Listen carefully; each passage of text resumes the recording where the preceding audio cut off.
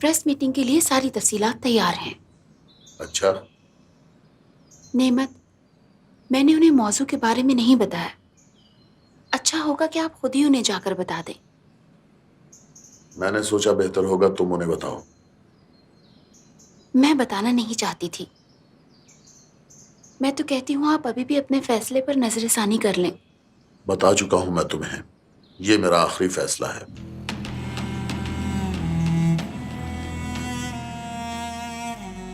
जानते हैं आपने बहुत बड़ा फैसला किया है। आपकी मर्जी।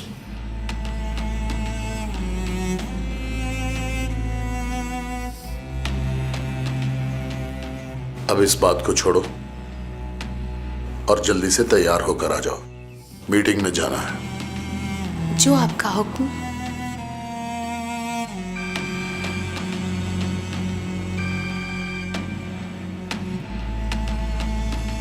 तुम कहाँ हो?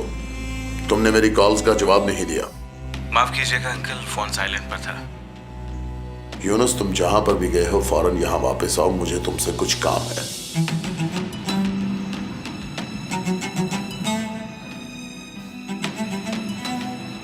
जाओ, तैयार हो जाओ। जो आपका हुक्म।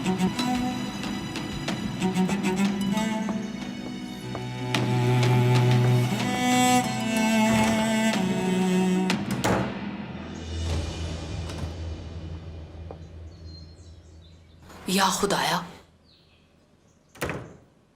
ये लड़की पता नहीं कहां गई।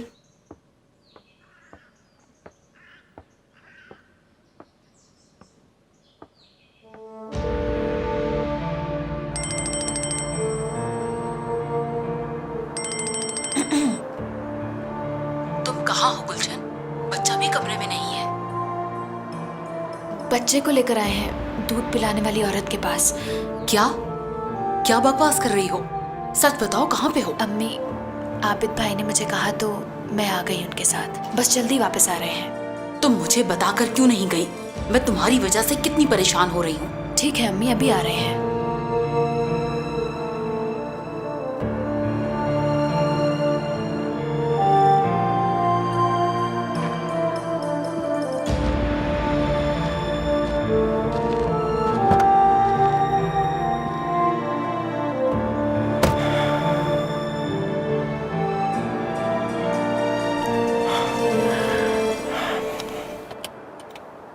आबिद भाई,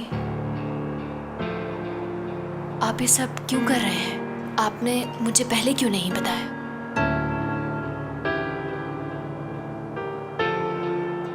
बस काम सही वक्त आने पे करने चाहिए।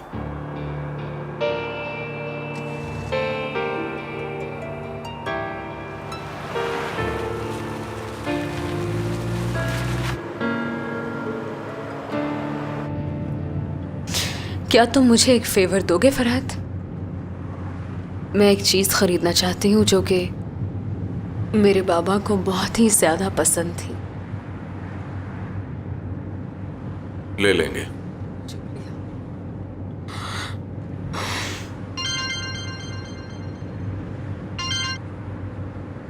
बोलिए अंकल। मैंने तुम्हें क्या कहा था और तुम क्या कर रहे हो फरहत? तुम फिर हासिल के साथ गए हो। मैं आपसे बाद में बात करूंगा। मुझे तो अब ऐसा लग रहा है बात करने के लिए अब कुछ भी नहीं बचा। तुम मेरी बात को इग्नोर कर रहे हो और जानते हो इसका तुम्हें नुकसान हो सकता है।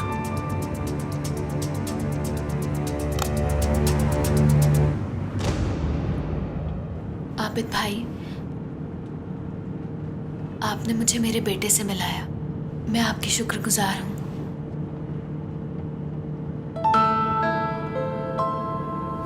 अभी मैं समझ नहीं पा रहा कि हम इस मामले में से कैसे निकलेंगे। या हमें निकलना चाहिए या नहीं निकलना चाहिए। लेकिन मैं एक बात अच्छी तरह जानता हूं, जो हुआ उस सब में इस बच्चे का कसूर नहीं है। ये अहम है। मैंने इसे जिस नाम से पुकारा वो मेरे पापा का था।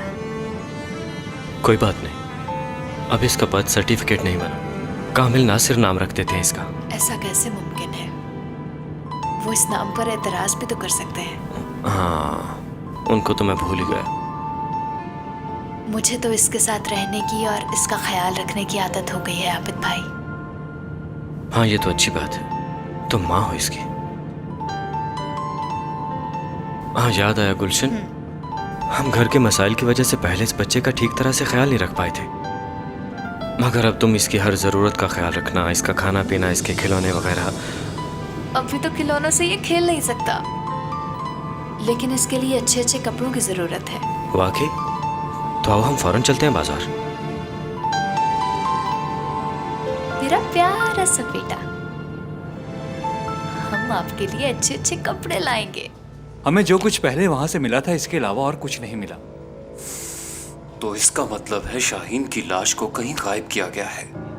बिल्कुल ऐसा ही है सर। उसके माजी के बारे में हमें जो भी मालूमात मिली है, सन 99 के ज़लज़ले के वक्त उसकी बेटी अपनी नानी के साथ थी। ना ही उसके जिंदा होने की खबर मिली और ना ही उसकी लाश।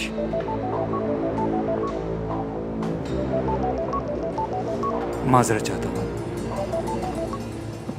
हेलो आबरू, नहीं, कहाँ पर हो तुम? क्या हुआ? अच्छा ये बताओ तुम हो कहाँ पर? मैं घर पर हूँ, तुम जल्दी से आ जाओ। ठीक है, मैं आ रहा हूँ। सर मुझे ज़रा जाना होगा, एक ज़रूरी काम है। क्या हुआ? इमरजेंसी है इसलिए जा रहा हूँ। ठीक है, बाद में बताऊंगा।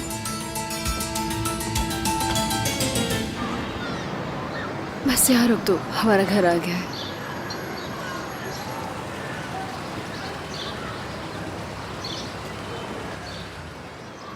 आओ यहाँ पर देखते हैं। क्या ये तुम्हारा पुराना घर है? हाँ, यह हमारा पुराना घर है। अभी बहुत सी ऐसी बातें हैं जो तुम्हें मेरे बारे में नहीं पता। मैं और भाई इसी घर में पैदा हुए थे, हम यहीं पर खेलकर बड़े हुए। बहुत ही अच्छी यादें वापस आए इस घर से। कितना अच्छा टाइम था वो। आओ तुम्हें दिखाती हूँ, बहुत खूबसूरत है। चलो आओ।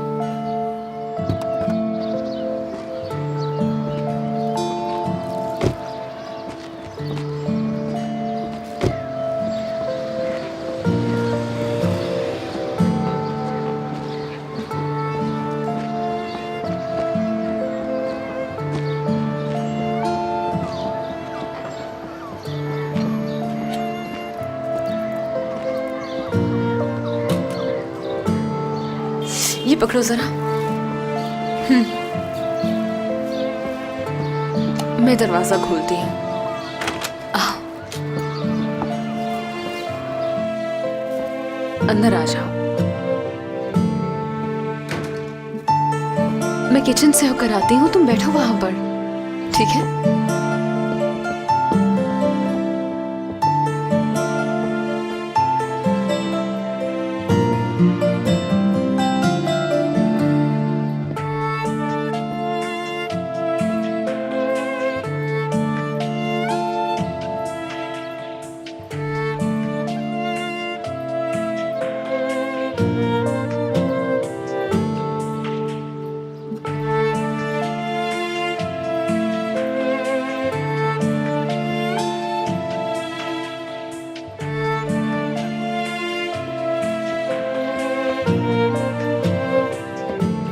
कैसा लगा घर? बैठो ना। आ जाओ, इधर बैठ जाओ।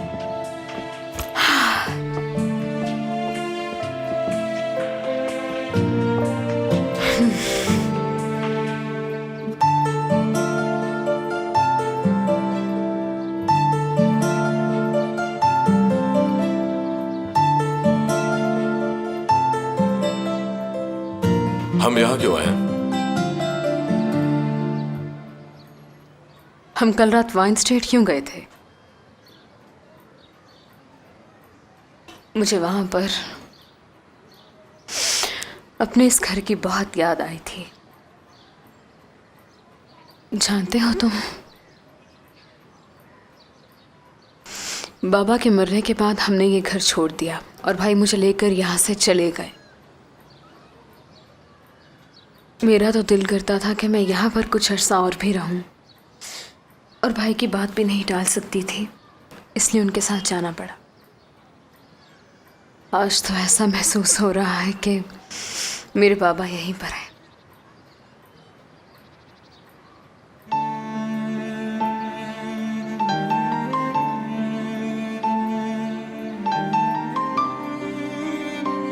इसको कैसे बताऊं कि नेमत साहब तुम्हारे बाबा हैं। यासिर और गुलशन दोनों सगे बहन भाई हैं।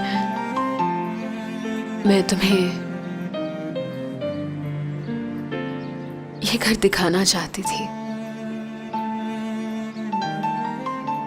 और ये भी बताना चाहती थी कि हमारा बचपन एक जैसा है।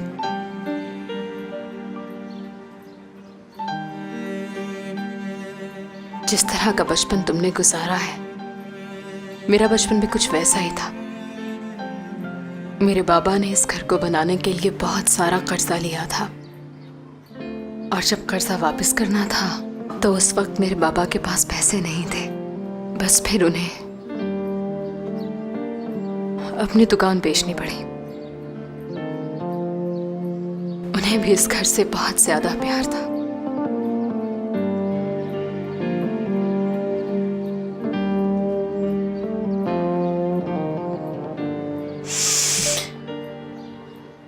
और मेरे नईम भाई जो हैं, बहुत ही अच्छे, रहमदिल और प्यार करने वाले भाई हैं। हम बचपन में इसी तरह दीवारों पर निशान डाला करते थे और ऐसा कभी भी नहीं हुआ कि हमारे बाबा ने हमें डांटा हो। कभी कभार मैं और नईम भाई खेलते हुए लड़ भी पड़ते थे और बाबा हमेशा हम दोनों को यही कहते थे, आज तुम दोनों लड़ते हो, मेरी बात नहीं मानते, जब मैं नहीं हूंगा तब याद आऊंगा। और आज मुझे वो बातें याद आती हैं कि बाबा जो कहते थे बिल्कुल ठीक कहते थे। तुमने मेरी बात मानी और यहाँ पर लेकर आए हो, तुम्हारा बहुत शुक्रिया।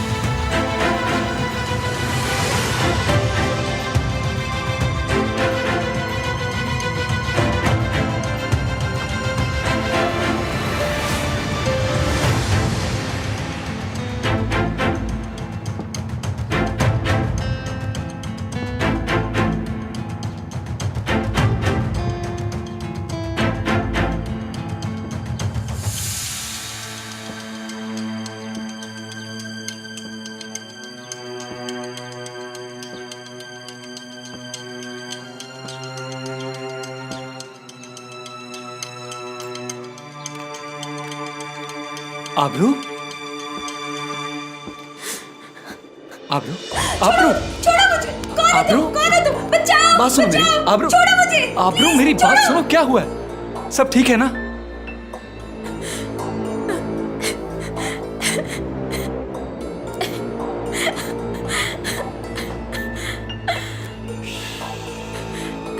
चुप हो जाओ, बस चुप हो जाओ। क्या हुआ है?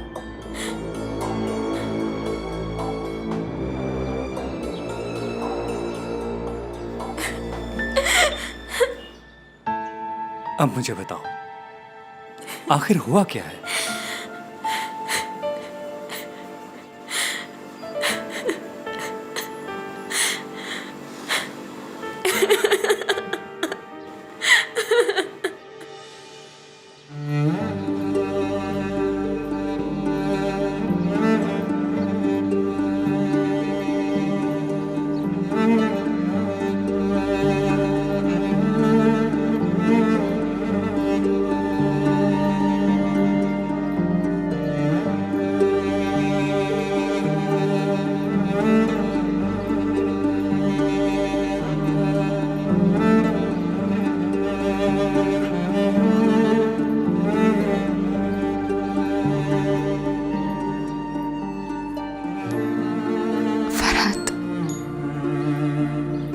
तुम्हारा बहुत बहुत शुक्रिया।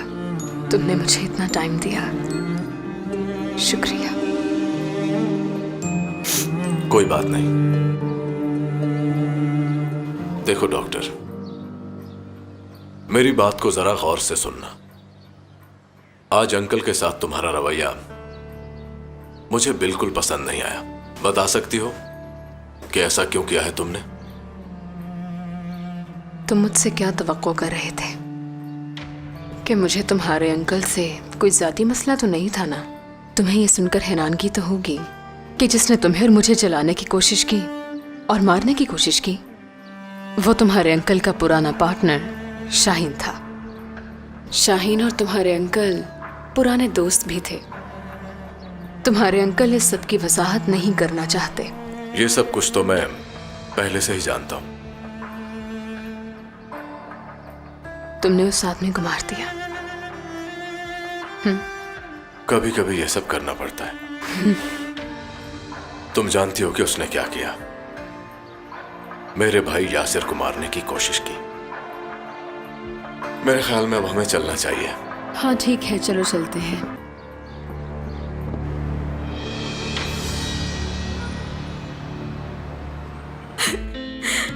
मैं रात को सो रही थी, मेरे कमरे से कुछ आवाजें आई। मैं घबराकर जब उठी, मैंने एक आदमी को देखा। उसने अपने मुंह पर मास्क चढ़ाया हुआ था और उसने मुझे आकर पकड़ लिया। मैंने बड़ी मुश्किल से अपनी जान छुड़ाई। मैं कमरे से बाहर निकली, अब वो मेरे पीछे पीछे भागने लगा। उसने मुझे फिर पकड़ लिया। उसने मेरे मुंह पे थप्पड़ मारे।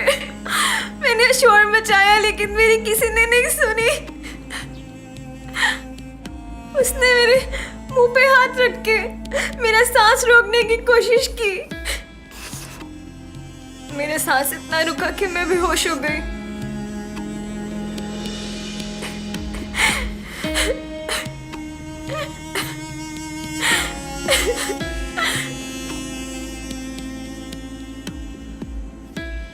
देखो, मैं तुम्हारे पास हूं। जो कुछ भी हुआ है सब कुछ मुझे तफसील से बताओ।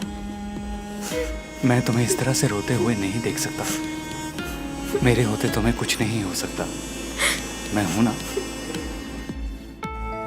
जब मुझे होश आई, मैंने घर में देखा वो जा चुका था।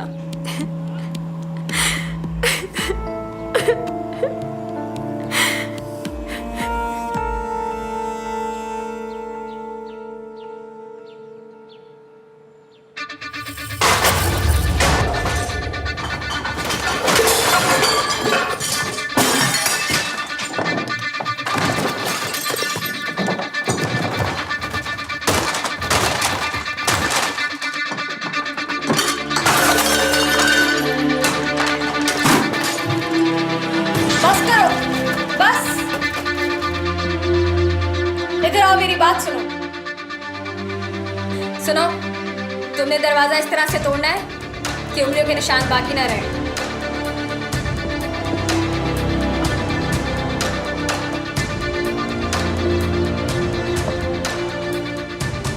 मेरे मुंह पे जोर से थप्पड़ मारो। क्या मतलब? सुना नहीं? जो मैंने कहा वो करो। देखो, यहाँ मारो। मैडम, मैं आपको कैसे मार सकता हूँ? सुना नहीं? मैंने तुम्हें कहा है मुझे थप्पड़ मारो। अगर तुम ऐसा नहीं करोगे तो फिर मैं तुम्हें गोली मार दूंगी।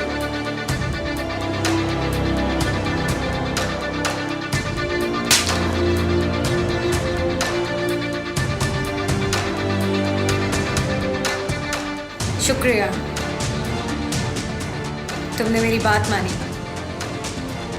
मेरे बाबा का सामान उठाओ और चले जाओ।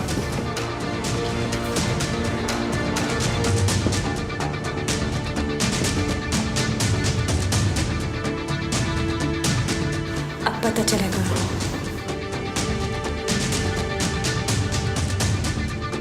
देखते जाओ नेमत, अब तुम मुझसे बच नहीं सकोगे नेमत इमरान। तुम्हारी ये हालत कर दूंगी कि तुम भीख मांगोगे। मेरा हथियार, मेरा सब्र है नेमत इमरान।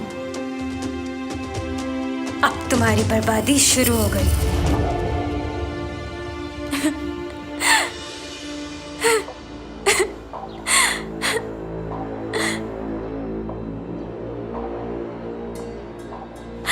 कहाँ जा रहे हो तुम? मुझे छोड़कर मत जाओ, मैं तुम्हारे बगैर नहीं रह सकती। चुप हो जाओ, सब ठीक हो जाएगा।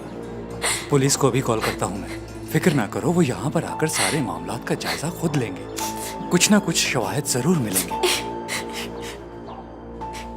अच्छा, अब रोना धोना बंद भी कर दो आप लोग। जाओ और अपना हाथ मुंह धो लो और रिलैक्स होकर अपने इर्द गिर्द देखो, कोई ज्यादा नुकसान तो नहीं हुआ। ठीक है।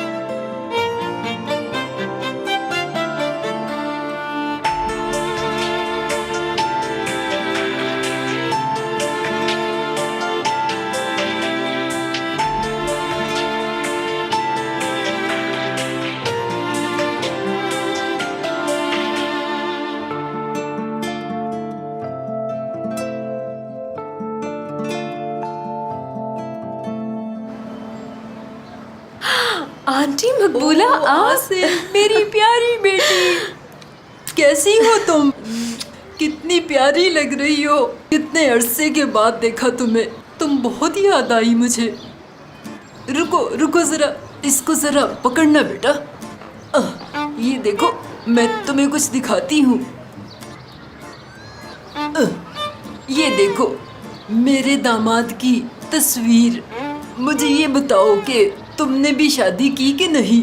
अब तो तुम बहुत बड़ी डॉक्टर बन गई हो। जी, आपकी दुआ है। देखो ना मेरी बेटी, यही उम्र होती है शादी करने की। आंटी, मैंने शादी कर ली है। किससे? बताओ ना। फरहद से। ओ माशाअल्लाह, कितना खूबसूरत है ये। मैं तुम्हें एक बात बताऊं, ये बहुत ही अच्छी लड़की है। तुम दोनों की जोड़ी सलामत रहे। अल्लाह ताला आपको भी सेहत दे आंटी। रुको जरा, मैं तुम्हें दिखाती हूँ अपनी बेटी की तस्वीर। इसकी शादी हुए 1 साल हो गया है। बहुत खुश है वो। मेरी दुआ है कि फरहद तुम्हें बहुत खुश रखे। मेरा बिल्कुल भी दिल नहीं चाह रहा कि तुम मुझसे दूर जाओ। जी आंटी, आप भी खुश रहे। खुश हाफिज़।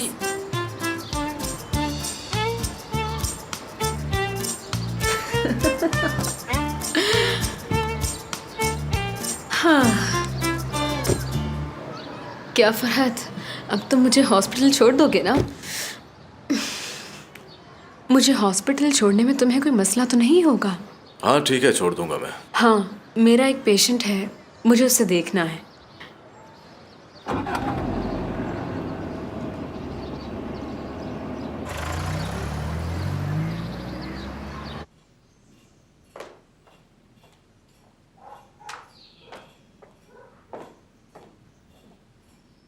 बहुत ही राजदारी की बातें हो रही थी कमरे में छुप छुप कर। मैंने नेमत से कुछ जरूरी बातें करनी थी, मगर तुम्हारी खत्म नहीं होती। कुछ खास नहीं, मुझे भी नेमत से कोई बात ही करनी थी। मेरी बात सुनो, नेमत मेरा भाई है, मेरे खिलाफ उसके साथ कोई बात ना करना। तुम फरहत और आसिल के बारे में सोचा करो। मुझे क्या जरूरत है? तुमसे कुछ भी तवक्को की जा सकती है। तुम अच्छी तरह से जानती हो कि मेरी बहू इस घर को छोड़कर चली गई है और लोग तो कहेंगे कि वो इस घर से तंग आकर गई है। तुम्हें परवाह ही नहीं। देखें, वो तो चली गई, अब आप इस तरह से परेशान ना हो। मैंने तो परेशान होना ही है। मैं उस बच्चे के लिए परेशान हूँ। यकीन नहीं आ रहा सफिया ने इतना बड़ा कदम कैसे उठा लिया। जिस तरह उसने आबिद से शादी की थी, उसको देखते हुए तो उसे ये घर छोड़ना नहीं चाहिए था।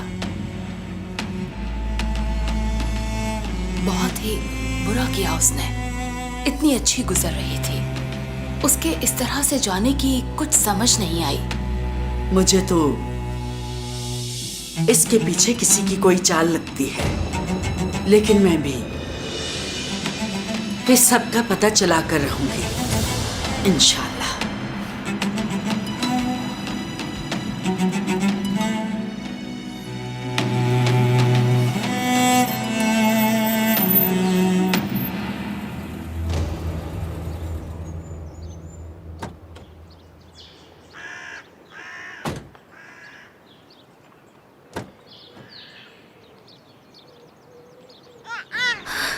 शुक्रिया आबिद भाई।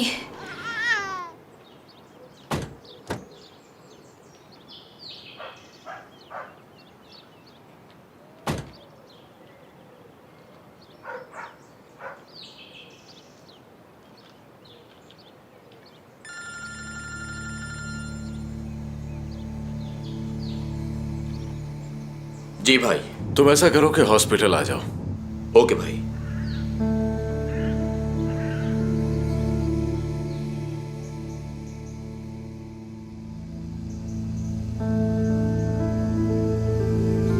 मैं कामिल को सुला दूं। हाँ ठीक है गुलशन। हुरिया तुम ये ले जाओ, मैं नीचे जाता हूँ।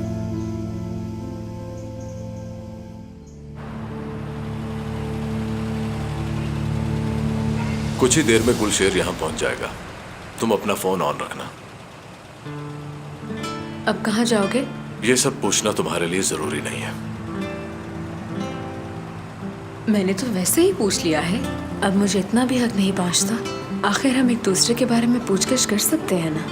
क्या तुम्हें मेरी बात बुरी लगी? हो भी सकता है। ठीक है, जो तुम कहो। हाँ बिल्कुल। ठीक है। कितनी बार कहा है कि अपने काम से काम रखा करो। मैंने गुलशेर को यहां सिर्फ तुम्हारी हिफाजत के लिए बुलाया है। जब तुम्हारा काम खत्म हो जाए तो मुझे बता देना, लेने आ जाऊंगा मैं। जो तुमने कहा वैसा ही होगा।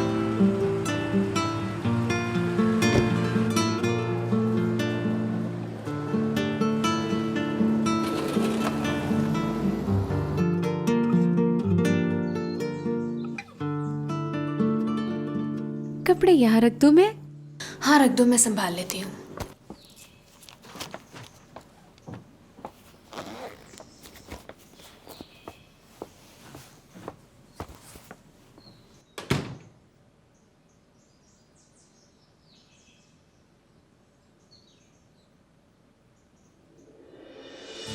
तुम कई घंटों से बाहर घूम कर आई हो, कुछ ख्याल है तुम्हें इस घर का? इतनी देर से आबिद के साथ कहाँ घूम रही थी, बताओ जरा मुझे। अम्मी मैंने आपको बताया भी था कि मैं आबिद भाई के साथ बच्चे को लेकर। बच्चे का नाम मत लो। अगर तुम इसको यूं बाहर लेकर जाओगी तो बहुत से मसले खड़े हो जाएंगे और फिर मुझे ही जवाब देना पड़ेगा। आबिद तुम्हें अपने साथ लेकर चला गया था, वो अकेला नहीं जा सकता था। तुम्हें जाने की क्या जरूरत थी? उन्होंने उस औरत के बारे में कहा तो मैं चली गई उनके साथ। या खुदाया, किस बेवकूफ लड़की से पाला पड़ गया है। सफिया घर से चली गई, आबिद आकर बच्चा तुम्हें दे गया। आखिर ये चल क्या रहा है? देखो गुलशन, मुझे तो लगता है कि सफिया को आबिद ने ही निकाला है। अब बस भी करें अम्मी, ऐसी भी कोई बात नहीं है। देखें, सफिया के जाने के बाद आबिद भाई परेशान है। आपका ऐसा सोचना मुझे अच्छा नहीं लग रहा। क्या अब तुम्हें अच्छा नहीं लग रहा? अगर तुम्हें बुरा लग रहा है तो इस बच्चे को मस्जिद के सामने छोड़ाओ। जो भी लेकर जाएगा इसकी देखभाल कर लेगा। कम से कम ये रोज रोज का जो मसला है, इससे तो हमारी जान छूट ही जाएगी ना।